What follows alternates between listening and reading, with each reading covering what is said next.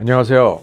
강창석 내과의 강창석입니다. 근데 오늘은 주위에 이제 암이 좀 많이 이렇게 여기저기 있는 것 같고, 근데 암은 사실 항상 발생해 왔죠. 코비드 이후에 이제 그런 일에 대해서 조금 얘기했을 때 그 코비드 주사에 대해서 이제 얘기를 잠깐 했고, 코비드 주사가 유전자의 그 조작에 의해서 만든 그 예방 주사다. 그래서 굉장히 짧은 시간에 만들었고, 짧은 시간에 그때그때 변형되는 유전자에 대항해서 백신을 만들어서 이렇게 우리들에게 사용하는, 즉 전후무한 백신이 있는데, 그때부터 의학계에서 면역을 전공하고 백신을 전공하는 사람들은 너무 급하지 않냐, 그리고 이제 검증에 대한 코멘트는 해왔던 거기 때문에 우려가 있었지만 그래도 많은 사람을 생명을 살리고 그런 그 득에 대해서는 이론의 여지는 없습니다. 그러나 이제 우려하는 상황에서 그런 면역의 체계가 약간 그 변화를 주면서 그거에서 오는 영향이 오지 않겠는가 하는 그런 얘기들이 있죠. 그래서 그거를 예의주시하면서 우리가 봤을 때 그동안에 백신을 맞는 동안에도, 끝난 지금 한 2, 3년 동안 계속 그 코비드 자체의 그 후유증도 많은 이야기가 있고, 혹시 그 코로나 백신의 후유증으로 무슨 당뇨나 치매나 암이나 이런 게 있지 않나 하는 그런 그 초미의 관심사로 이제 우리가 코비드 시대를, 이후의 시대를 맞고 있습니다. 근데 항상 많은 사람들이 걱정하시는 큰 토픽이 암이죠. 그래서 암에 대한 그 발생은 항상 있어 왔고, 그런데 이제 코비드 이후에 제가 잠깐 얘기했듯이 혹시 이렇게 백신이 무슨 관계가 있나, 이제 그런 것들이 항상 있어서 그 지지난 그때 시간에 저희들이 할 수 있는 것은 이 백신 때문에 암이 발생한다, 이렇게 결정적인 그런 결론은 참 그 우리 시대에는 나오기가 쉽지 않을 것 같다. 그리고 한다 그러면 굉장히 시간이 오래 걸릴 것 같고, 그러니까 그러한 우려가 있는 그러한 시대에 우리는 어떻게 살아야 할까? 그때 얘기한 것은 자꾸만 나태하게 느긋하게 유방암 검사 다음에 하지, 무슨 검사 다음에 하지, 다음에 하지, 이런 게 아니라 좀 더 적극적으로 그런 걸 챙기시면서 사는 시대에 왔다, 이런 말씀을 드린 적이 있습니다. 근데 오늘은 조금 더 구체적으로 갈 때에 그러한 그 관계나 의혹 같은 걸 더 반복하고 얘기하고 싶지는 않고, 확실히 우리는 이러한 그 암 조기 발견의 검사를 열심히 하는 시대에 사는 것 같다는 얘기를 다시 한번 드리고 싶고요. 그 다음에 그러면 첫 번째, 그럼 대체적으로 많은 사람들이 저한테 물어보는 건, 혹시 피검사로 이렇게 암 검사하는 거 좀 없습니까? 즉 간편하게 이렇게 암을 검사할 수 있으면 참 좋겠는데 그러한 검사가 있냐는 거를 항상 하죠. 근데 많은 분들이 한국에 가서 그 건강 검진을 많이 하고 있을 때 거기에 그 암 표지자 검사가 있어요. 즉 유방암 표지자 검사, 대장암 표지자 검사, 췌장암 표지자 검사, 전립선 암 표지자 검사도 있고, 그래서 그런 암 표지자 검사가 있는데, 미국에서는 그 일상의 애뉴얼 체크업에서 그런 게 포함이 일반적으로 되진 않아요. 그거는 이제 안 되는데, 한국에서는 그 검사가 검진에 들어가는데, 왜 검진에 들어가냐면, 첫째는 그거는 커머셜, 즉 건강검진은 돈을 내서 하는 거기 때문에 누구도 말릴 게 없으니까 하는 거고, 그 다음에 경쟁적으로 여기서도 하니까 여기서도 하고 저기서도 하니까 그게 계속 거의 그 일상으로 하는 검사처럼 돼 있어요. 그래서 하는데, 거기에서 문제는 뭐냐면 다 검사했는데 다 네거티브, 즉 음성입니다. 그러면 듣기 좋잖아요. 깨끗하고 이렇게 주르륵 했는데 없습니다. 그러면 좋고, 거의 대부분은 그렇게 넘어가시는데, 만에 하나 이제 거기에서 뭐가 나왔어요. 그러면 이제 그렇게 나왔을 때, 그러면 예를 들어 췌장암 표지자 검사가 좀 높습니다. 그러면 자동적으로 MRI를 찍는다든지 CT를 찍고 그거를 하게 되는데, 결국은 그런 게 높을 때 그러면 암이 진짜 나올 확률이 높습니까? 그러면 굉장히 낮아요. 그러니까 이제 이런 경우가 되기 때문에 일상적인 미국에서의 그 암 표지자 피 검사는 쓰질 않아요. 일상적으로 검사를 하지 않고, 가족에 여기에 누가 유방암이 있는 그런 가족이 있으면 그런 사람들한테는 어떤 때는 유방암 그 암 표지자를 사용하기도 하고요.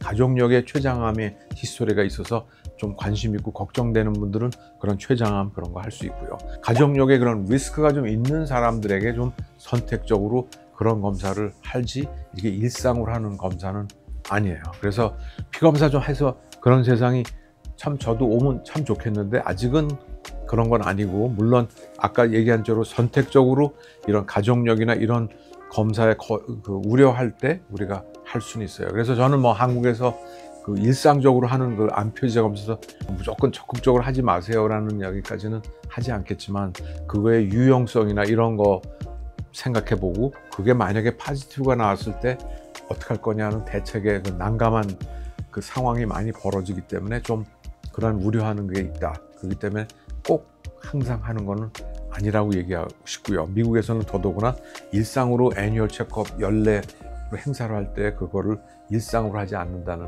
말씀을 드리고 싶어요. 결국은 우리가 그 암을 이렇게 발견하는 방법이 없나요? 할 때 미국에서 뭐 그런 피검사 말고 없나요? 있죠. 그래서 일상적으로 가장 흔한 유방암 검사는 지금 하나로 딱 부러지는 게 없어요. 그러니까 산부인과 학회는 40살부터 해라.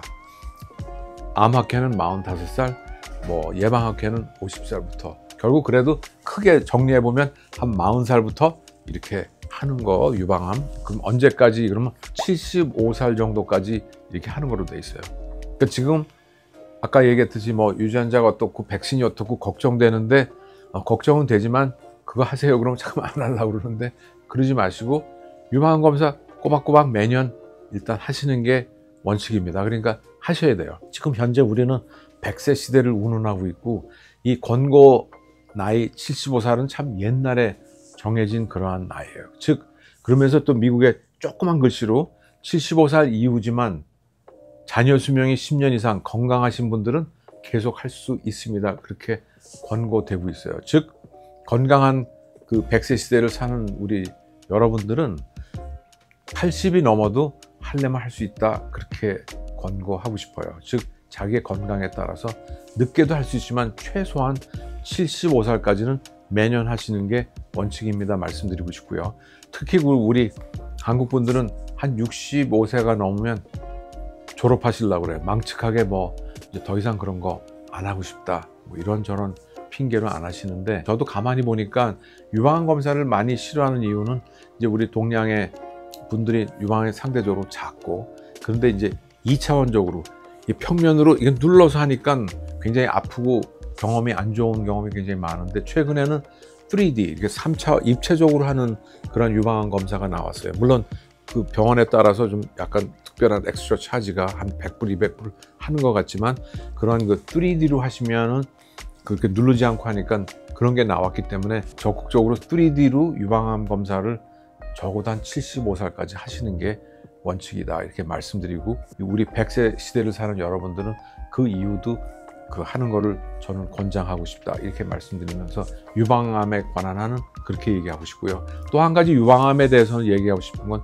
정말 유방암은 우리 현대의학에서 그 암에 관한 한 그 굉장히 오랫동안 우리가 적극적으로 그 대처하고 치료해 왔기 때문에, 그 유방암에 관한 한은 잘 그 이론이 정립돼 있고 치료 과정도 굉장히 정립이 잘 돼 있어서 굉장히 그 우리가 잘 성공적으로 치료하는 암 중에 하나다. 물론 그 과정은 다 힘드시지만 끝까지 견디시고 나면 잘 치료할 수 있는 암 중에 하나라고 다시 한번 강조해서 말씀드리고 싶어요. 그 다음에는 이제 또 대장암이 있는데, 미국에서나 한국에서나 대장암은 참 특별한 것은 뭐냐면, 참 잘 사는, 즉 고기나 이렇게 기름진 음식을 먹을 때 확실히 비례해서 이렇게 발병률이 올라가는 그와 같은 암이에요. 그래서 미국은 옛날부터 그 고기를 많이 먹었고 그러기 때문에 미국에는 대장암이 굉장히 많았고요.